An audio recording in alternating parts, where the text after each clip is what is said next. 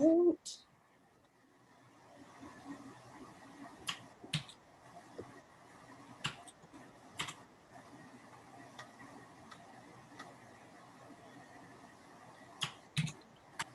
Hello, Liesel. I want to make sure that I'm pronouncing your name right. Yeah, it's Liesel. Really Liesel. close. Okay. I think I was thinking about from Sound of Music. That's exactly where it's from. Excellent. That's an excellent movie. I love that movie. So I was explaining before that I kind of introduced all of you, and then I'll also have you introduce why you're in this panel, and then we can start doing some questions. Let's see. Also, I have a cold, so that's why I've been coughing.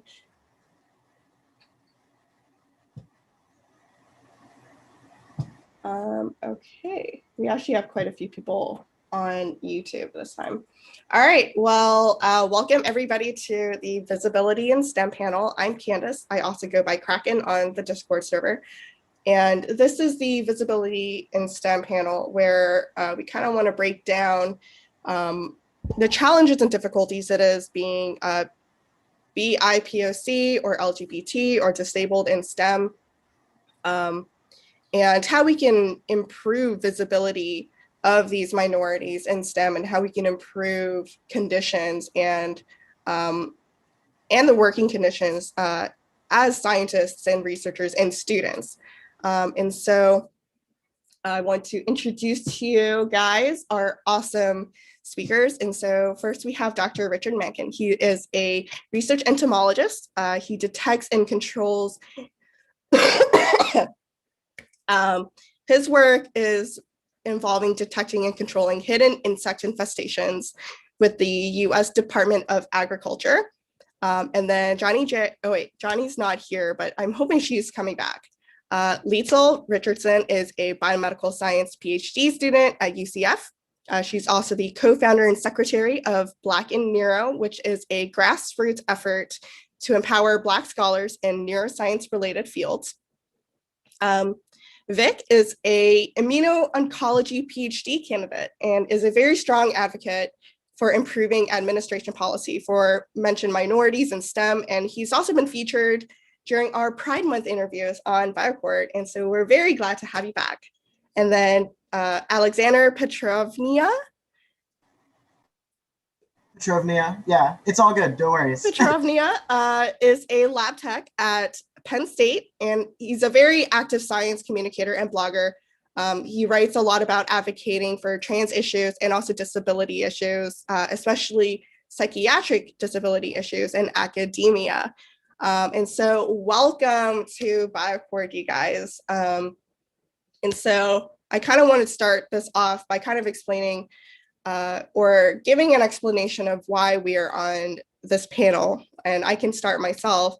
I'm Asian American, but I'm also LGBT. So I'm a bi woman, and I also have depression, anxiety, PTSD, and panic disorder. And so that's why I'm in this panel. I have also experienced a lot of challenges and difficulties in STEM because of these things that make me a minority. And so, Vic, do you want to go next? Yeah, sure. So as Candace mentioned, I'm Vic. My pronouns are he and they. I am a part of this panel because I'm non-binary transmasculine, which basically means I don't identify with the binary, but I kind of lean towards the masculine side. And I also have anxiety and OCD. So that's also why I'm on this panel. How about you, Liesel? Hiya. So lots of intersections. So I'm a biracial Black woman. I am a lesbian, and I have ADHD, which pretty late diagnosis. I only got my diagnosis like 2 months ago. So and I do have a little hint of anxiety. So that's why I'm here today. How about you, Dr. Richard Mankin? Sorry, should I call you Dr. Mankin or can I call you Richard? You can call me Richard. Okay, excellent. Yeah, I see. I'm the only person up there that put a doctor on, but I see that basically it must be that all of the persons here are interested in STEM and are either actively working in it or preparing to do that, and that's great. I think one of the reasons why I'm here is because I'm the president of the Foundation for Science and Disability, and I try to network with other persons who have disabilities, because I think it is important to network if you're a scientist with everybody, and I have a particular interest because I do have a disability. I have an interest in networking with persons with disabilities to hopefully provide some mentoring, because as you can see, I'm one of the older ones here, and I've been around a long time, and so I can provide some mentoring advice a lot of times. And I do encourage people to go into STEM. I guess I'm an example of one of the few people who made it to a long career that's been lots of fun. And I know a STEM career is lots of fun. Okay, that's it.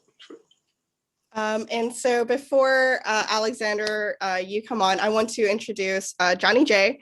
Her internet is cutting in and out, so I'm very glad that you're able to make it back. She is a multimedia journalist, a futurist, and entrepreneur, and she's also the founder of A Tribe Called Geek, which is an award-winning media platform and community for Indigenous geek culture and STEM. And so, Johnny, what we're currently doing is we're explaining why we're on this panel. And so, Alexander, do you want to explain why you're on this panel? Sure, that sounds great. You can call me Alex. I'm not going to make anybody do full voice every time. I am here because I do, as you said, a lot of blogging and writing on trans issues. I am a binary trans man. I'm also bisexual. I also consider myself disabled. I have it was interesting when you guys were going around, because I have one disorder to connect with everyone, I think, where I have ADHD, PTSD, and OCD, which is kind of a very interesting combination. And I also suspect I have fibromyalgia as well. So that is probably why I am here. It's great to meet you all. All right. And Johnny, would you like to kind of explain why you were on this panel? Desperation? I'm kidding. I believe I'm here because, Indigenous people in STEM are severely underrepresented. We account for less than 2% of the entire US population. So when you start breaking it down to certain industries within, almost any industry, we're less than 0.1%. So, it's kind of good that we're starting to get some visibility. We're starting to get, a lot of recognition for the contributions that we do make to STEM, especially now because we have Aaron Yazzie, who literally has Indigenous tech on Mars right now. I don't know if you guys got to see them drill the other day, but that was amazing. Just knowing that we had an Indigenous person that was leading the engineering team. And, that's something that we don't really hear a lot about in anything because Natives are very invisible. And, I just love being able to kind of advocate for our Native youth to get more involved and to know that we don't have to choose, because as an Indigenous person, there is this pressure where we almost have to feel like we have to choose. Are we going to be traditional or are we going to be contemporary? And we don't really have to make that choice. We can be traditional and contemporary in our endeavors. So that's why I'm here. All right. And since I have you on the main screen right now, can I ask or can you explain what A Tribe Called Geek is and how you came up with this idea? Well, I was working with Native Max magazine at the time, and it's the first Native fashion magazine. And I wasn't really into the fashion, but I was able to do a lot of reporting on the cultural side and getting into what work is being done in the community. But you also kind of get a little bit burned out, always talking about serious issues and having to really address a lot of that seriousness. And I really needed a place where I could talk geek and just, kind of talk about movies and the things that I was into that just made me happy, and kind of distract myself from some of the issues that we are facing at the time. And I started to realize that we have a lot of native geeks. We're all Trekkies. We're Doctor Who was big at the time, and had a lot of native Doctor Whovians, and it was fun. And I thought about just not seeing ourselves represented in those spaces. And so that's how A Tribe Called Geek became, because I just wanted a space where we could geek out together and have this place where we could talk about movies, we could talk about art, and also kind of start highlighting our contributions to those spaces. And, it's been one of my greatest pleasures as an Indigenous geek for A Tribe Called Geek to have been involved with the first Indigenous Comic-Con, which was started by Dr. Lee Francis of Native Realities, who also owns Red Planet Comics and Books, which is the only native comic book store in the world right now. So, it's been kind of fun just to see what we call indigenerge just kind of rising up right now. I really like that term. And I know that you call yourself the brown ball of fury. So does that, how does that name relate? I like to argue. And it actually came from Brother Bear, because when I was little, and on the debate team and arguing, my mom would just constantly reference the little bear in Brother Bear, Coda, because, there is a scene where he's like, I'm a brown ball of fury. And so my mom just started calling me that. And I mentioned it in one interview right when I was starting to work with Native Max magazine, and it kind of stuck, like people just picked up on it. And so I was like, okay, I'm just going to run with it. And I know that, so you're not the only one who has founded a platform and community. Liesl, you also are a co-founder for Black and Neuro. Can you explain what that is? And I've been seeing a lot of that on Twitter. Yes, of course. So first of all, I just feel so honored to be here with you all so far. Y'all sound amazing. And you're doing amazing work to represent your respective communities, which is essentially the point of Black and Neuro. So last year, during the rise of the protests that were happening surrounding the murder of George Floyd and Black Lives Matter, a lot of Black trainees, myself included, found a need for community and support where we otherwise would not have that support. And, after silence or performative messages from our respective institutions and universities, we put out a call on social media to kind of get together and do the work ourselves for advocating and providing more access to the neuroscience field for Black trainees. So it actually started with a random person that I followed on Twitter who tweeted out saying, hey, when are we doing Black Neuro Week? And a whole bunch of us who followed that person just responded in the tweet, and we're like, yeah, we'd love to help with that. Literally that, like 3 days later, we had our very first Zoom call. And then 3 weeks after that, we hosted Black and Neuro Week.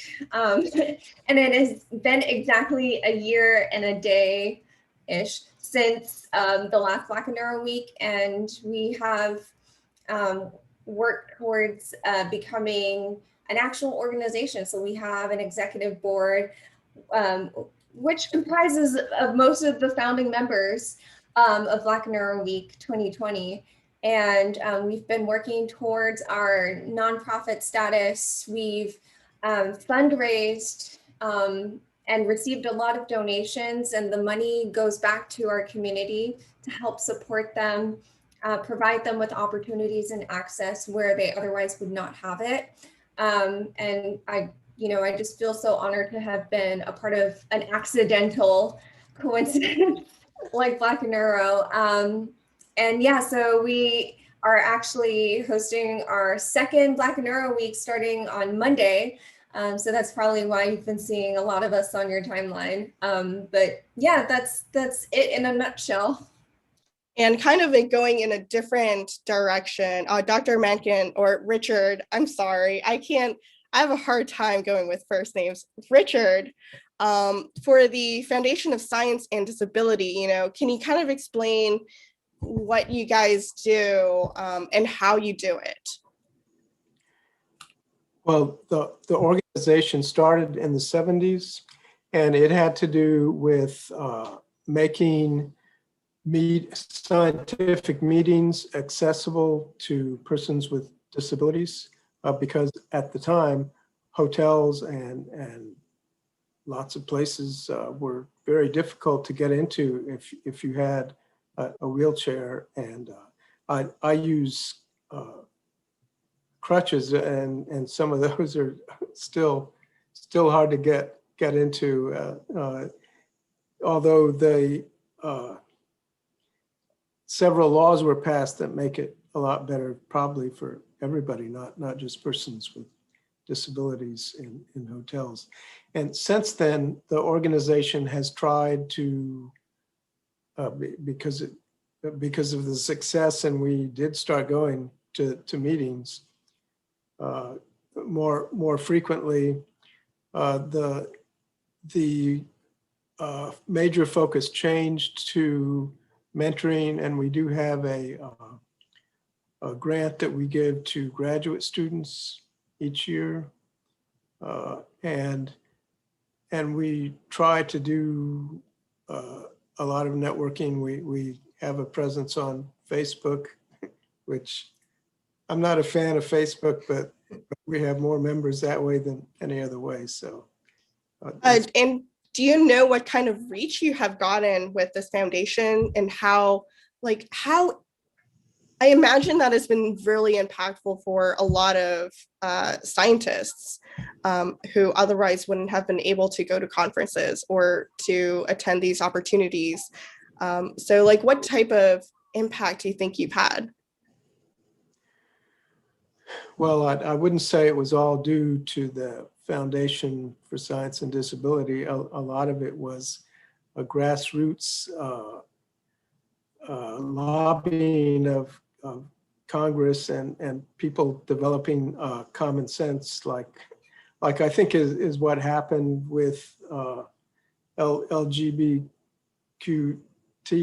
because it seemed like suddenly there was just understanding that yes, all these people, disabled people and LGBTQ also are people, and we need to welcome them into the universe. And also with women, I am so glad when I started off in entomology, there was about maybe 10 or 15% of the scientists were women, and now it's edging closer to 50%. And that's fine with me because I like women, and I think that there's a different perspective brought by the different groups of people, including Black people and indigenous people and there's I don't think there is a single member of the indigenous community in the Foundation for Science and Disability. So let me try to try to do some networking there. All right, and now, that is wonderful, because I grew up in Hong Kong, and Hong Kong does not have an equivalent foundation, but also Hong Kong is quite small, and so I think that's very important to have a lot of diversity and a lot of people with very different experiences. And I kind of want to change gears now. Alexander, you do something very different because your work as a science communicator is very focused on your blog. And so kind of explain, you're very vocal. You have very strong opinions. And so like, can you explain like what your experiences are like developing your blog and being very outspoken about these issues? Sure. Yeah, it was. I'm kind of glad you brought this up because it was interesting hearing everybody else's bios that I am kind of the odd one out in terms of what I do on a daily basis.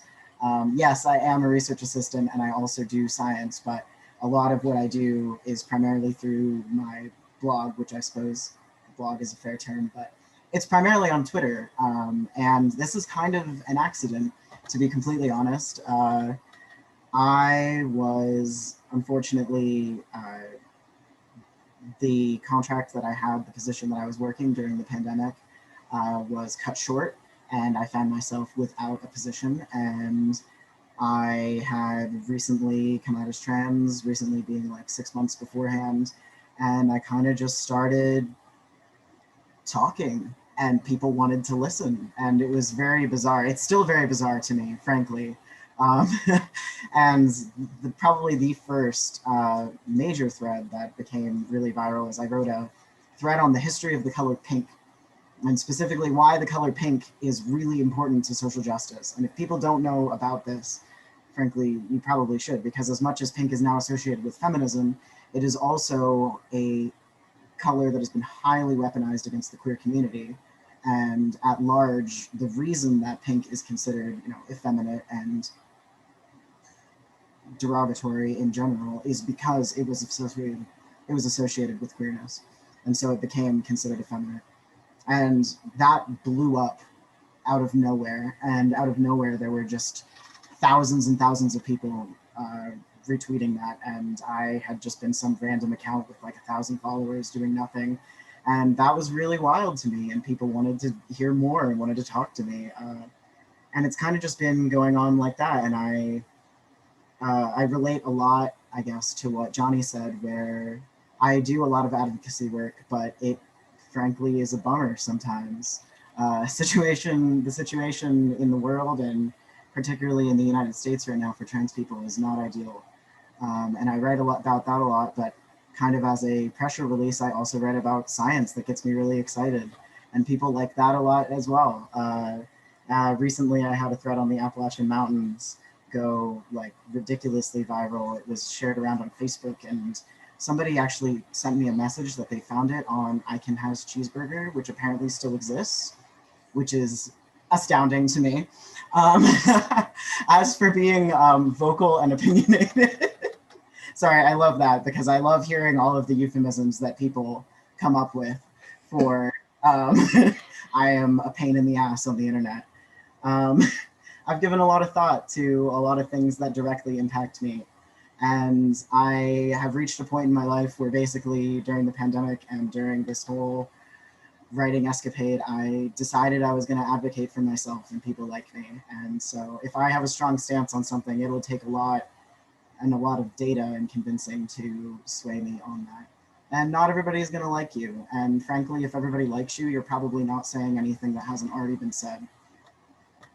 And I know that Vic is passionate about very similar things, but you also try to change the administration policy at your school. So like how do you go about doing that? How do you tell these administrators that things need to change? Yeah, it's difficult, and it's usually pretty disheartening because you can go in there with a point by point PowerPoint presentation, and they'll just smile and nod and tell you, oh yeah, like, thank you so much for putting this together. Wow, you really did your research. And then they'll do nothing.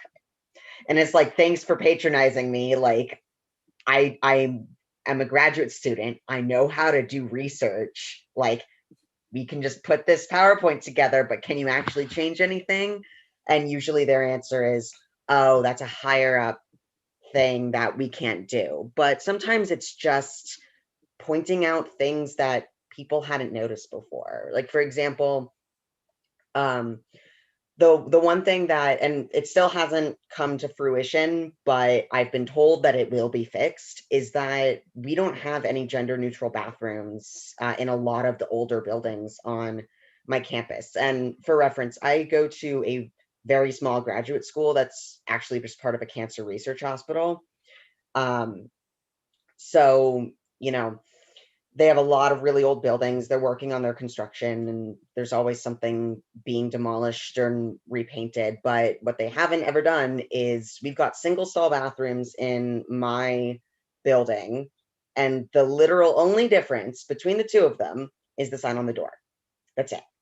And so, you know, I think it's been the policy that everyone just kind of uses whichever one is free. But it wasn't until I went into a different building and I saw that, like, people had literally put up signs using like 3 different kinds of like lab tape, to the point that they were like, they picked out which colors of the lab tape they thought would match like gender. And they put up a sign that said male only and female only. And these had been gender neutral bathrooms that they just decided they didn't want them to be gender neutral anymore. And I went into both of them and they were the same. And the only thing different was the signs on the door. And I was just like, this is ridiculous. And so I just started doing my research of, can someone actually do this? And the answer is no. If it's a gender neutral bathroom, you can't just gender it again. And you know, as soon as you start emailing HR and facilities with, you know, various assembly bill numbers that have been passed, that's when they start getting scared. And that's when they start being like, oh God, someone's going to sue me. Now I better do something about it. So unfortunately, a lot of these changes don't necessarily come because these people are truly compassionate and they're like, oh, we totally understand that you don't want, like, that a gender neutral bathroom that is very important to you and makes you feel safe shouldn't have a male only or female only sign put up.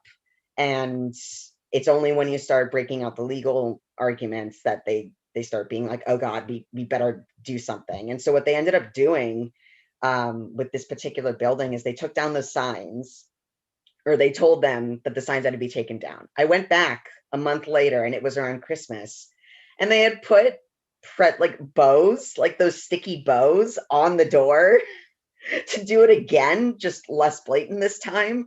And so I just reached out to HR again and I was like, hey, look, they did it again. They literally had to put up a piece of paper saying, according to California State Assembly Bill, whatever, you can't do this anymore. And I haven't been in there since, but it's just the lengths to which people will go to do things to make, especially trans people, feel like they are an other and not welcome is just, it astounds me. And as for changing things, it's mostly been when I've broken out the legal arguments or thrown around certain assembly bills and codes and whatnot that they'll actually listen. Because I had been to these same people talking about how the mental health in graduate school in general is awful, and at our school in particular it was pretty bad, and we had zero resources because we aren't even in a facility where we have undergraduates, so we can't even use counseling services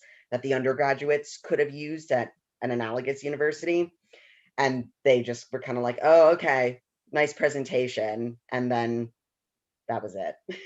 And so you bring in an interesting point in that, and so I kind of want to touch on, like, there are these, what are the biggest difficulties you've had into bringing the change that you're trying to do? And I think this is applicable to everybody. Like, everybody has tried to induce some sort of change in their social environment to increase visibility, to increase rights. And so, like, what are the greatest difficulties you've had to go through to do this? Yeah, for me, it's definitely when if I'm the only one speaking about something, or if I'm the only one that it's affecting, even though I'm speaking out on behalf of anyone who could potentially have the same issue that I have, or are part of the same minority group that I am in, if I'm the only one currently there speaking, my voice isn't necessarily getting out there. And what happened is the school kind of just labeled me as a problem. And anytime I would say something, they'd be like, oh, well, that's your problem. And I'm like, no, it's anyone who is going through this would have this same problem. They're just not saying anything about it. And they're like, oh, but it's just you. Like, you're the only trans student. You're the only student who is open about mental health, anything.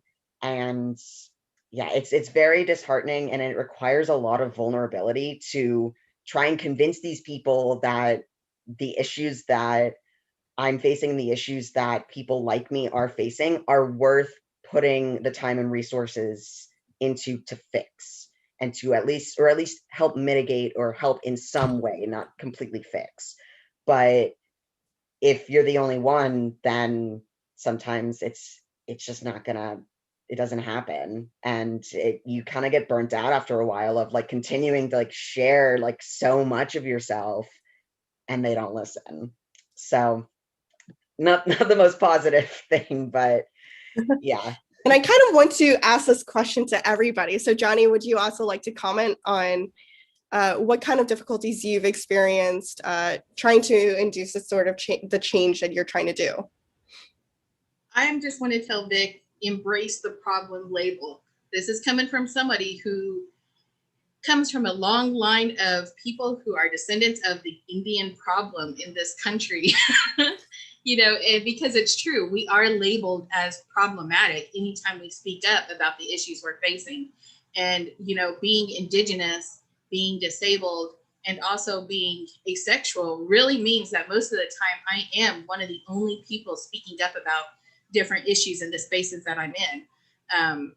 I often find myself being that lone voice. And I've actually kind of found a lot of comfort in being able to kind of worm my way into spaces that weren't meant for me, especially within tech.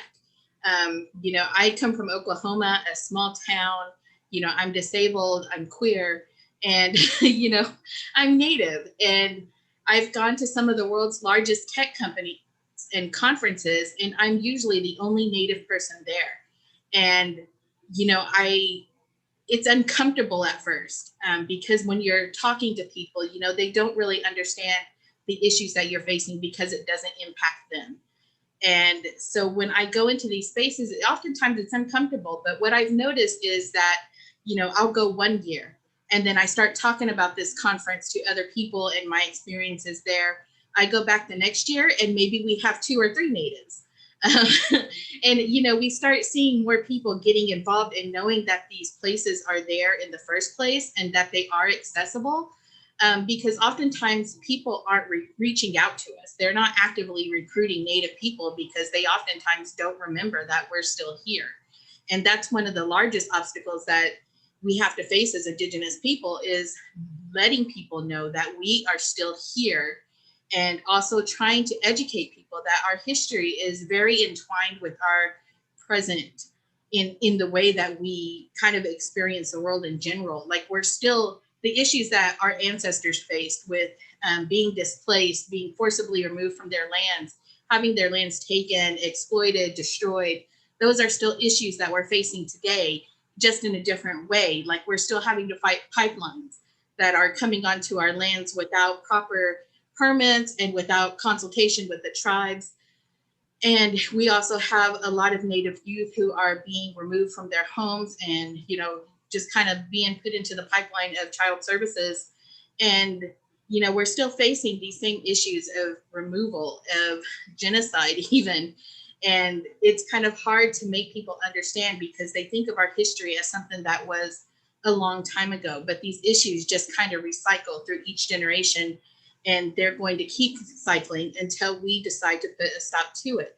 And, you know, we've started to see a lot of progress. You know, the Cleveland Indians just announced that they are now the Cleveland Guardians. And, you know, I've been working on the mascot issue. I'm one of the co-founders of Not Your Mascots. And, you know, we're an organization that has been working to remove Native mascots for quite a long time now. And people had always told us it's never going to happen. You're never going to see this done. and here we are. We have 2 teams down and more to go, right? So, I love to say never say never. And I think the obstacles that we face, you just got to be tenacious and just keep attacking those obstacles and not backing down, no matter how tired or annoying you get or how problematic other people see you, because it's not necessarily for us, but for our future generations. Like the work that I do with advocating for Native rights is not necessarily that I'm going to see the benefit of it, but I'm hoping that like my nieces and nephews, when they grow up, that they're going to see the benefit and they're not going to have to fight as hard as we do now, that it's going to get just a little bit easier with every generation. And do you think you've like seen a kind of change for Indigenous people who are trying to go into science now, like compared to when you were a lot younger? Have you seen a change of how difficult it is for, like, say, Indigenous kids now? Oh yeah, when I was little, I didn't see myself in the jobs that I wanted to have. I wanted to be an epidemiologist because I was a huge fan of Outbreak at the time. And, I wanted that job, but I didn't see anybody like me in those positions. And I actually attended a summer camp, and I was 14 at the time. And it was the first time that I had met a Native who had a PhD, a Native who was a doctor. And, I just from meeting that one person, in this program, it opened up a whole world of possibility because I started to meet other Natives who are working in their fields. And, one of my mentors was Dr. Frank Dugapu, who was at the time, one of the only Native geneticists. He was one of 2 at the time.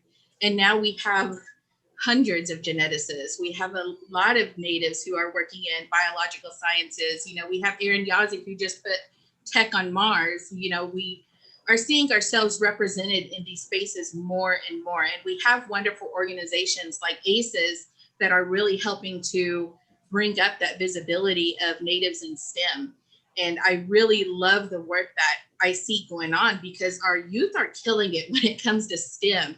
About 5 years ago, there was a Native girl who was 15 years old at the time, and her grandparents didn't have electricity. And they were having to haul wood for heat, and they were getting old, and she knew that they couldn't continue to do that on their own. So she developed a solar heating system for her grandparents, which then went on to win a huge science prize, which then went on to become an actual viable solution to problems, not just for her grandparents, but for other communities on the Navajo reservation. And that work is in action right now. Like other people are using this. And, and I see a lot of our Native kids who are getting into robotics now. We've had 2 Native robotics teams that have won national awards and have been able to compete, but their budgets are 1/3 of what other schools have. Like they work miracles from little to nothing. So I'm really seeing a lot of progress, but there are a lot of obstacles that we still face in terms of accessibility of resources and actually being given the opportunity to get our foot in the door, which is something that I really love about the Native community, because once one of us gets to a point in our career where we're able to open a door or to bring others up with us, then we don't hesitate to take that opportunity because, we've always had this attitude that when one rises, we all rise. Yeah, I think that's a very great answer. That was very insightful. And now I kind of want to ask, on... Can I jump in for Yes. a little bit on this? Thanks. I wanted to say, Johnny, that was very inspiring. And in many respects, I went into science not only because I enjoyed it, but because I did want to make a difference. And I felt like that in science, it was possible to do.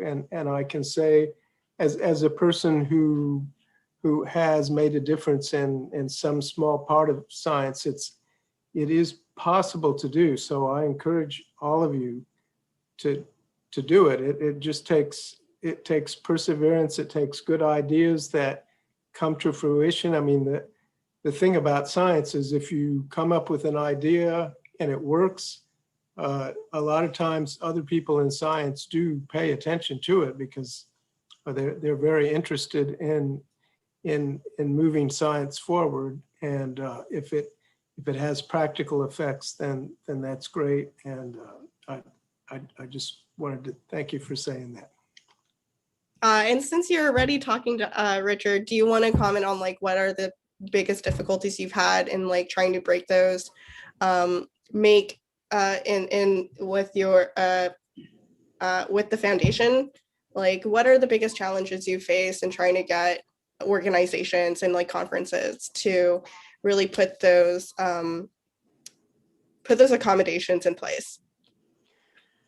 Well, in many respects, that actually was a success, but there's been other things. For example, I have wanted for many years to do more mentoring. I have mentored some students and some students with disabilities, but I wanted to mentor more students with disabilities, and it was hard to get funding to do that. It was hard to find the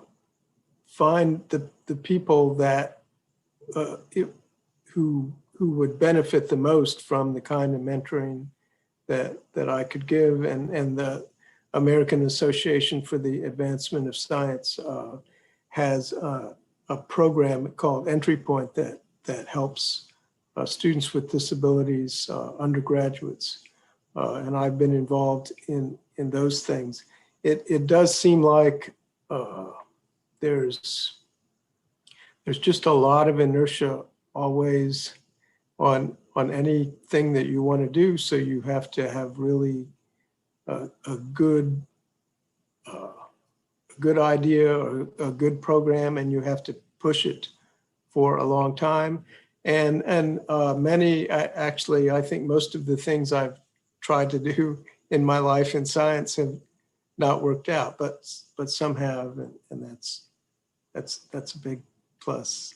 So I'd say the thing that I would like to do the most that I haven't accomplished is have some sort of granting program set up to where persons with disabilities can present proposals and dip into that instead of just trying to do their mentoring through other grants that they pick up that have specific requirements for them. So the only people you can bring in are the people that specifically have skills that grant works with. And so it's complicated. If I could have something that had a little bit broader reach. So kind of like a matching program. Yeah. In a way. And I have not been able to get that into effect so far. All right. Yeah, I really like the idea that because everybody's experience is very personal and unique to them. And so I can see where having a matching program would be very beneficial. I really like that idea. I actually do have a thought that I can share with you later. I do have a website that I looked at before that I will email you later. But Liesl, I also wanted to ask you, because your work is a little bit similar to BioCores, because we both started during the pandemic, and also Alexander, we all started during the pandemic, and we're all like, okay, now what? But I wanted to ask you, like, what has been the response for forming excuse me, what has been the response been for forming Black in Neuro, and like what are the hardships that you guys have faced? Well, I would say mostly positive, which is a good thing, right? Because that's an indication of progress. If we're speaking social justice for Black folks in general, like it's a good thing that we got a lot of positive recognition.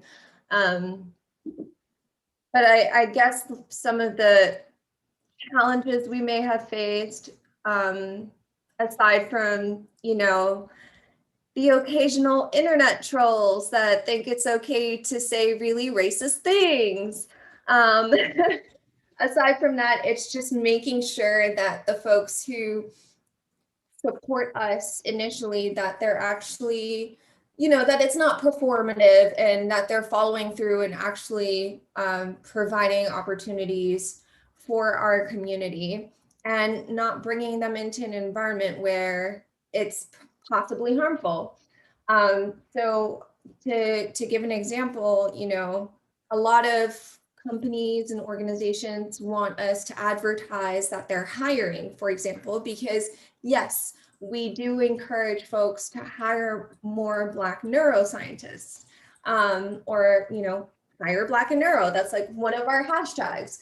But we don't want our folks going into environments where there's a lot of microaggressions going on, so it's one thing to hire and recruit, but if you don't have the ability in your organization to retain the talent that you recruit, that's a problem.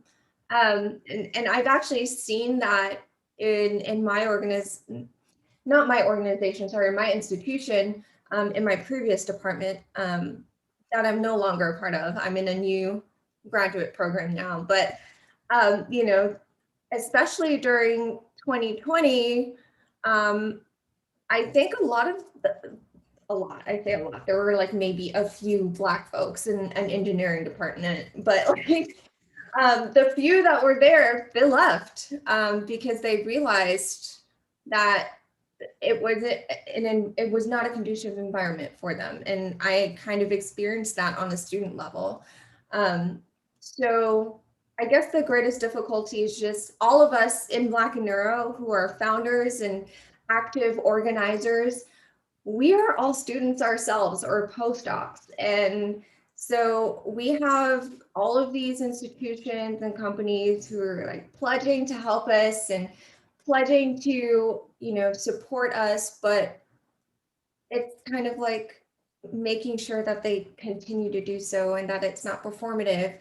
We don't want people to slap our logo on their website for a diversity token, right? So yeah, it's just navigating those kinds of things when you are being vocal and you're easily recognizable. You come across these kinds of issues.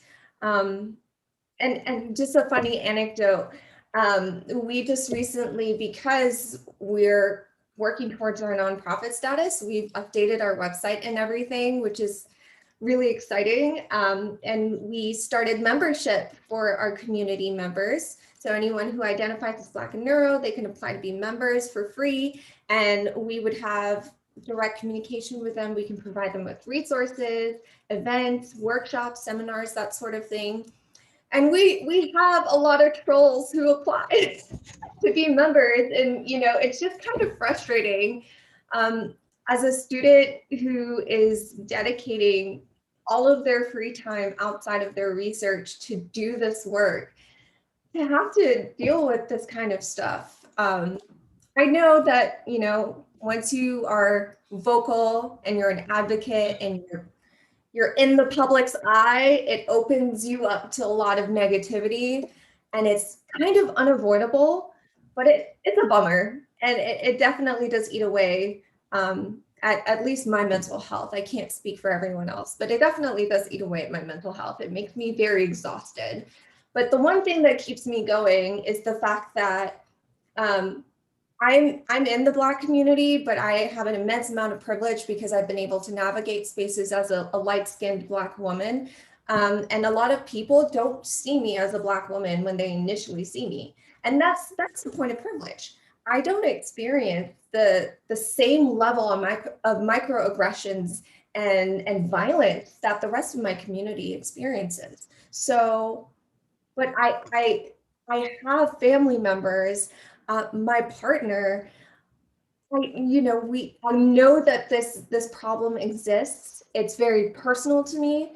And so my privilege is what keeps me going. There have been voices in my community that have been speaking out about the issues facing the Black community for ages, and nobody's been listening. And so what keeps me going is I want to not be the voice of the Black community. I want to be the voice that tells people to shut up and listen to the Black community, because all of this stuff that came up in 2020 that all of y'all are, they're like, oh my goodness, racism doesn't exist. It's kind of like, yeah, the Black community has been telling y'all this for years. So that's what keeps me going. I want to get people to stop and realize that their experiences, their perspectives, and their worldviews is not an objective truth of what everyone else experiences. And so, yeah, that's what keeps me going. It is a tiring and very exhaustive kind of work to do, but it's important, and I'm going to keep doing it. I think that's very powerful. Because I mean, I'm Asian, but I also don't experience the same type of microaggressions. And as an Asian girl, it's also a little bit different. But I think that's a very powerful message that my experiences are very different compared to another Asian's experiences, just because I'm also lighter skinned Asian. And so I think that's a very powerful message, and something that I will take to heart, because that's something that I don't always think about. And yeah, that's powerful. I really like that message. I just want to say, I'm big enough to admit that I was not always self-aware. And like I said, I have been able to benefit off of that. And it's not until, I was confronted with it personally that, I realized, I am also impacted by, aggression towards the Black community, because there are still folks out there, when they see me, or they see anyone that's like a slight, skin tone darker than alabaster, they're going to, assume that person is a person of color, and then, say really horrible things or do really horrible things. And I had an experience. I'm actually an immigrant. So I came to the United States from the Caribbean when I was 14. And in the Caribbean, the white folks are the minority. And being biracial, I was the white girl. And so then I moved to Florida, and I remember going to a McDonald's, and I was called the N-word for the very first time in my life. And that was the moment when I was like, oh, wow, America is different, and I'm perceived differently in this country. So I had to learn about the history of Black Americans, because it's kind of similar centuries ago, but there was it did divert in the early 20th, or like the late 19th century, early 20th, in terms of the Black community in the Caribbean, Black community in America. So I was ignorant, and moving to this country and being an immigrant here, I have to learn, because at the end of the day, white folks are not going to look at me and be like, oh, she's one of us. And, to find my own community, I need to understand my community here as well. So I had to do a lot of unlearning and learning. And now I'm actively trying to get other people who are not Black to also go through the same process of unlearning and learning, so that they can do better. So yeah, that's my spiel.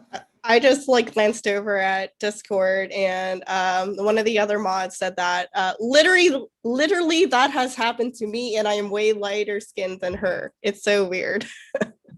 So I think she really resonates with you too. We're almost out of time, but Alexander, I still want to get your your take on, I sorry if I just shocked you, but I want to get your take on, what kind of difficulties you've experienced trying to drive the social change that you have been trying to drive. Sure. You did not shock me. I was just kind of trying to rally my thoughts because as every other person was speaking, I kept thinking like, oh, I'll have to mention something related to that. So we'll see how much I can get done, I guess. Definitely, I say probably the overarching thing is getting people to acknowledge me and trans people in general and disabled people in general, but probably more to the trans, as individual human beings rather than just another variation on an archetype that they've learned. And what people don't realize, particularly with transphobia, is that transphobia is so beyond rampant in society and in media and in all of this that it is an absolutely learned behavior. It is a learned set of expectations. And people don't even realize they have these expectations until they're confronted on them. And so a lot of the work that I do is trying to say, like, I am here, I am a person, I am a multifaceted person. You cannot put me in those boxes. And here are a bunch of other people that also feel that way who cannot exist in those boxes. And I think that has a lot to do with me coming across as, I guess, opinionated. I mean, I definitely am opinionated, but I have to be, because frankly, if my life would be a lot easier if I just lived my life for the comfort of people who don't understand my lived experiences. And it would also be a lot less worthwhile in my experience, in my belief. I'm trying to say, I am here, I am a person, I am all of these things, and you cannot pare me down to just one of those. I won't let you. And I felt a lot of connection to when Johnny was saying embrace that problem label. I love that because I'm learning to do that now. And a lot of what my skill set is in doing this is that I can communicate complex things clearly and I can communicate them assertively. And so a lot of what I ended up doing, as you said, through the pandemic, and I'd love to get more in touch with specifically Liesl about maybe making this a more formalized thing. But I started advocating with the anti-trans legislation that is going on in the United States right now. And so for people who don't know, about 40 of the 50 states have at least proposed anti-trans legislation that are almost copy-pasted exactly. And nobody was doing anything about it. So I kind of just said, okay, I guess I'll do this. I guess I'm the one doing this. And I read all of the bills and I started just writing up on Twitter, like, this is what this bill actually says. Please, like, be alarmed because the implications of this are huge. And I feel a lot of connection to Vic with that, which people get scared once you start citing bylaws. And so I got to the point where I could cite bylaws and I started just tagging state representatives on Twitter, literally, because every politician has a Twitter now. That is the one good benefit that I have experienced personally of Trumpism. Every politician has a Twitter now. You can tag them. You can tag them and you can yell. And I absolutely think you should. If there's an issue that affects you or if you hear about an issue, for real, find out, Google, like, who is my representative and find it out. Tag them on Twitter and say, hey, I'm upset about this bill. And that means so much more than people realize that it does. Because these are people in their offices who don't really have a lot of connection to the average person. And I think one of the great things about Twitter for all of the horribleness that exists there is that it is kind of a great equalizer. And in terms of the great equalizing, it's that more so than a lot of other spaces, a lot of more so than physical spaces, you get to experience the voices of people you would never have met. And that's just really beautiful. And it really gives a lot of chance to expand our horizons with what Lisa was saying, particularly, and to question our own biases and try to learn and do better. And I love that we're kind of collectively getting this concept of let's learn to do better rather than just pointing and constantly trying to catch somebody in the act. But yeah, I guess I see that I'm probably out of time. I had so much more, but that I will wrap it up with that and say that I think there's so much opportunity when people just listen to each other and trust each other and their lived experiences. I think that's also a very powerful message, and I'm very sad that we are out of time, which is a really big shame because I think all of our panelists have amazing experiences and amazing messages. And how can you get through it in an hour, right? I might hit you guys, all of you, up for maybe an interview later on, because this is a very important conversation to have, especially in science, in an area that's already hard enough, that there are additional things, there are additional hoops that we have to go through. And so thank you guys so much for being here on your weekend, in the middle of summer. Thank you so much. This has been a really great experience, and I would love to sit down for another chat with all of you at some point in the future. Thank you so much. Is there anything you guys would like to say to the audience before I close out the session? Thank you. Oh, sorry, Alex. I was gonna say tune into Black and Arrow starting Monday. That's it. Bye. Oh, Liesel, do send me the link so that I could put it into Discord. Sweet. Thank you so much for having us, and thank you so much for listening to us talk. If there are specific other questions, I joined the server because that's super cool, and I love that it exists. So you can ping me on Discord, and I'll try to get back to you. Excellent. Well, thank you guys so much for being here, and enjoy the rest of your weekend. And for our attendees, this concludes day 2 of the Bicore Network Summer Conference. And so we will reconvene tomorrow at 2 p.m. UTC, ? Let me check real quick. Yes, 2 p.m. UTC with Dr. Carol Rentas. She has a really cool talk prepared for us. So I will see you guys then. And thank you guys again so much for being here and for sharing your experiences with us. Thank you.